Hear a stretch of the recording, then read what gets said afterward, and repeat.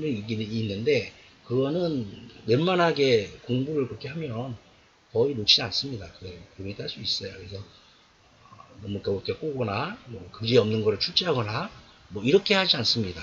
그렇기 때문에 의외로 이렇게 공부하시면 자격 취득할 수 쉽게 할 수 있는 방법이 되지 않을까. 그래서 옆에서 팁을 하나 말씀을 드린 거고요.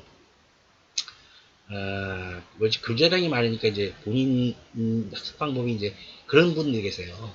열심히 이제 자세하고 정확하게 습관을 가지고 계시는 분들 있죠. 물론 좋죠.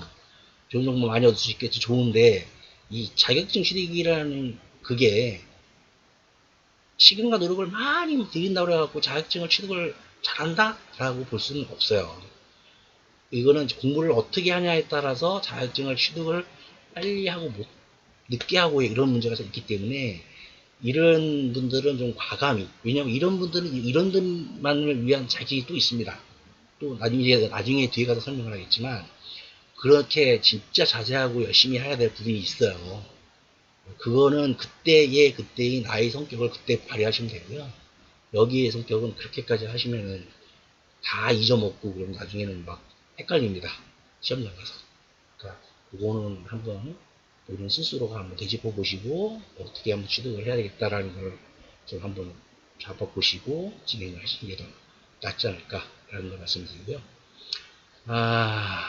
일단은 AFP 자격 취득하시면 대부분 이제 은행 업무 전반에 대한 그런 스크린이 보이기 때문에 좀 자신감도 생기고 그러세요. 저도 그 공부하고 난 다음에 좀 자신감이 좀 붙었는데, 옛날에는 제가 이제 여담을 한 말씀드리면, 옛날에는 굳이 자격증이 없어도 은행에서 강제로 시켰습니다. 뭐 금융연수, 통신연수도 시키고, 그거 안 따면은 뭐 불이익 준다고 그러고 막 그러니까 했어요.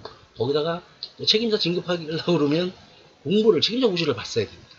때문에 업무도 해야죠. 공부도 해야죠. 뭐 시간을 일도 몰랐죠. 뭐 계속 이거 안 하면 또 동기들은 올라가는데 나는 떨어지고 그거 어떻게 하겠습니까? 열심히 할 수밖에 없어요. 그래서 억지로 시켰죠. 그래서 굳이 자격증을 딸 필요가 없었어요. 그때는. 근데 지금은 이걸 해야 되는 거예요. 왜냐면 이런 거 없어졌잖아요. 다 없어지고 뭐 이제 영업력이나 이제 고가를 갖고 진급시켜주고 그러니까 공부를 이제 그쪽으로 안 하게 되지 않습니까? 주로. 그러니까 이제 문제가 생기는 거예요. 왜냐면 금융이라는 거는 우리 이제 주로 민법, 민상법의 기초를 많이 두고 있는 그런 것도 많거든요. 이제 그런 걸 잘 모르게 되면 업무하는 게 좀 쉽지 않습니다. 적극적인 이제 그런 거에 이제 대시도 해보셔야 되고 이제 그런 상황이거든요. 그러니까 그거는 제가 또 나중에 말씀드리겠지만 일단은 그런 문제가 있다.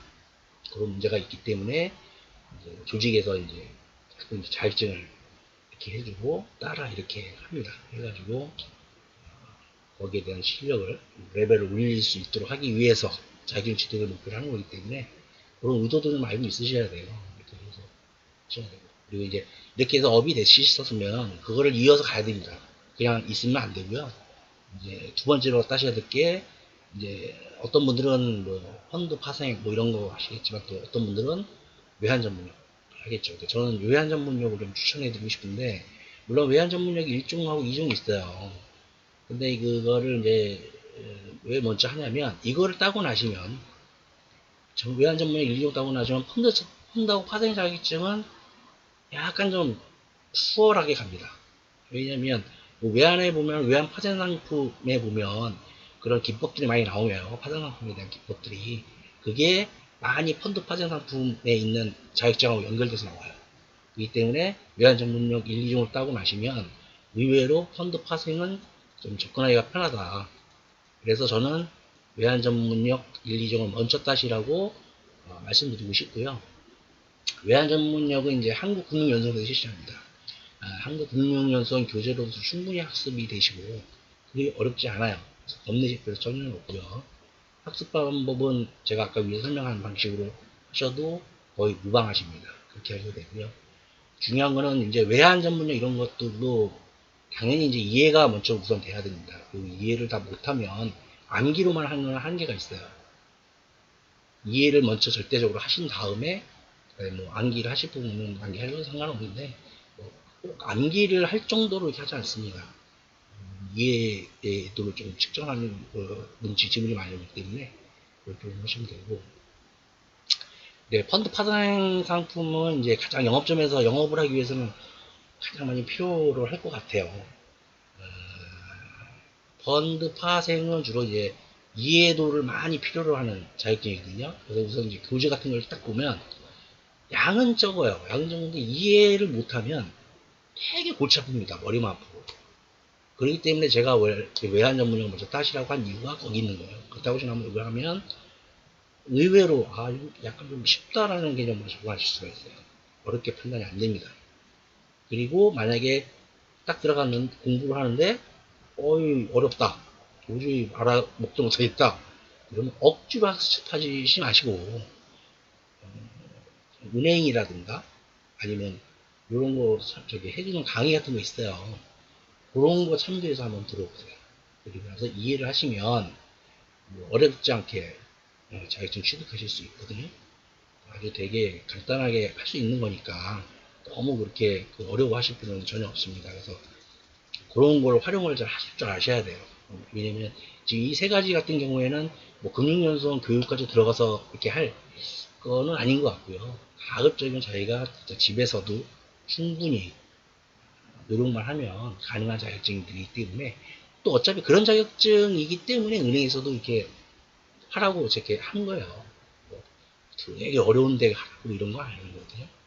은행에서도 어느 정도 이 정도면은 충분히 되겠다라고 판단이 되는 그런 자격증을 따라고 하는 거기 때문에 전혀 걱정을 안 하셔도 되고. 이제 결론적으로 말씀하면 이제 조직에서 요구하는 자격증은요, 최우선 순위를 더 잡으시라는 거예요. 그래야 찍히지도 않고, 그래야 시기적절하게 인정도 받으시고, 그게 핵심입니다. 그래서 자격증 취득하시는 거고, 그 다음에는 이제 본인의 실력에 맞는 자격증을 가셔야 돼요. 그게 자기에 맞는 자격증을 찾아서 가는 이제 길이 되겠죠. 도전하시는 길이 되겠죠. 지금까지 이제 저는 이제 은행, 신한은행이니까요. 그래서 이제 직원들에게 이제 필수적으로 요구하는 자격증 위주로 이제 한번 제가 스크린을 해드리는 거예요. 할 말은 되게 많고, 제가 원래 이제 이게 하고 싶은 강의라서 그걸로 열심히 표현도 해보긴 했는데, 제가 이걸 좀 이렇게 보면서 지금 읽으면서 이렇게 이야기하듯이 얘기하고 있거든요. 되게 어렵네요. 그래서, 좀 부족하더라도 여러분께서 많이 이해해 주셨으면 고맙겠고요. 위의 내용들은 막연히 이제 막연하게 은행이라는 게 뭘까라고 이제 왜냐면 은행 우리가 가면은 지점 같은 데 가면 뭐 친절한 여직원, 친절한 남직원 있고 있지 않습니까? 친절하다는 느낌만 많이 받지 저분들은 은행문 4시에 문 닫으면 뭐하나 이런 거 있지 않습니까? 그러니까 은행이라는 거는 궁금은 하긴 한데 그 조직이 도대체 어떤 거지? 라고 하고 싶으신 분들이라 이제 금융업을 이제 관심을 가지시고 아니면 뭐 이제 그런데 입사도 하고 싶으신 분들이 있을 수도 있고요. 그리고 지금 조직 내에 계시고 계신데 금융 자격증을 좀 따고 싶은데 어떻게 좀 해야 효율적으로 딸 수 있을까? 뭐 이런 분들. 그다음에 이제 아까 얘기한 취업을 원하시는 분들. 이런 분들은 글쎄요. 이거는 제가 이제 무슨 전문 지식을 전달하는 이런 그런 개념으로 하지는 않았어요. 왜냐면 그런 것 사이트는 많고 그런 것들은 되게 유명한 분들이 많기 때문에 안 했고요. 저는 그 이외의 것들을 이렇게 좀 서로 공유하고 그런 거는 좀 이게 없더라고요. 그래서 제가 볼 때는 이런 조직에 대한 얘기, 어떻게 하면 성공할 수 있는 건지, 어떻게 하면 실패를 피해갈 수 있을 건지, 또 어떻게 하면 인정을 받을 수 있을 건지, 어떻게 하면 내가 진급을 잘해서 편안하게 노후를까지 갈 수 있을지 그런 거에 대한 얘기를 제가 이제 다 경험을 해봤고 실패를 지금 다 겪어봤고 해서 그런 부분을 이렇게 알려드리는 게 좋을 것 같아서 제 업무 경력이 한 24, 5년 됐죠? 시점에 했습니다. 그리고 좀 많이 알려드리고 싶고 뭐 어떤 분들은 개인적으로 그거 물어보더라고요. 왜 아직도 차장이냐고. 친구를 못했으니까 차장이죠. 안 하고 싶어서 안 한 건 아니고요. 다 그것도 이유가 있더라고요. 근데 이유는 모르겠어요. 뭐 인터뷰에서 안 시켜줄 거 어쩔 수 없는 거고. 하여튼 뭐 그런 건 나중에 재밌게 또 그런 시간이 할애가 되면 제가 말씀드릴 수 있을 것 같고. 하여튼 뭐 그런 것들은 이게 여러 그 어떤 제한되는 어떤 그런 이렇게 벨트처럼 이분에 해당되는 분들만 보셔라 뭐 이런 건 아닙니다. 이건 제가 볼 때는 전체적으로 다 보셔도 가급적이면 좀 이해하기 쉬우시게, 그리고 가급적이면 금융이라는 조직 또 금융은행 이런 거에 접근하는 어떤 궁금증 뭐 이런 거 좀 한번 대화의 장을 만들어 보고 싶은 그런 게 있어서 시작해 본 거고요. 뭐 물론 이런 거를 보시면서 동의가 되시는 부분도 있을 것이고 반대적 의견이 있으신 분도 있으실 겁니다. 그러니까 이 사회를 바라보는 시각은 되게 제각각이에요. 그렇죠? 그쪽이 다양하고 그다음에 동의하는 것도 있고 동의 안 하는 것도 있고 또 자기가 믿고 보고 느끼고 생각하면서 뭐 이렇게 자기만의 어떤 생각을 갖는 것 다 틀립니다. 저는 그것도 알고 있고요. 왜 이제 사람마다 다 틀리니까요. 네, 그런 것들 한번 보시고 혹시 좋은 것들이 있으시면 취사 선택을 하시는 것도 나쁘지 않죠. 이런 것들 취사 선택해서 실수 안 하고